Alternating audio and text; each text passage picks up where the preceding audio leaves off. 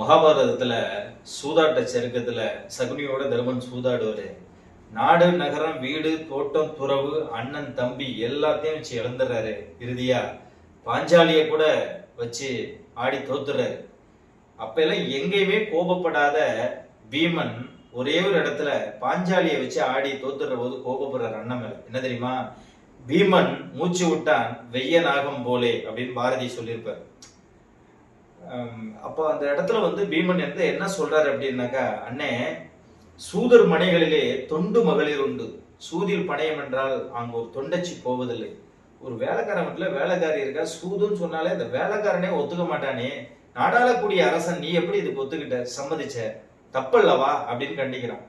அதனால மாதரகுல விளக்கே அன்பே வாய்ந்த வடிவிளக்கை சாமி கொடுத்த அந்த பெண்ணையே போய் இப்படி சூதாடி தோத்துட்டு நியாயமா அப்படின்னு சொல்லி சகாதேவனை கூப்பிட்டு, தம்பி, கதிரை வைத்திருந்தான், இது பொறுப்பதில்லை, கதிரை வைத்திருந்தான், அண்ணன் கையை எரிச்சிருவோம், அண்ணன் கையை எரிச்சு விட்டுருவோம், இது சரியான முறை இல்லை, இப்படி எல்லாம் செய்யக்கூடாது, நாட்டுக்கே மிகப்பெரிய தேசத்துக்கே மிகப்பெரிய துரோகம்ன்றான்.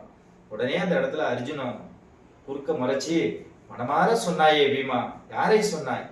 சிரமான இந்த ஒரு பூர்வ இந்த கர்ம விதி நம்ம அண்ணனை ஆட்கொண்டுருச்சு, அதுக்காக நீ அண்ணனை வாய்ப்பு வந்த மாதிரி பேசலாமா? கொஞ்சம் பொறுத்துக்க.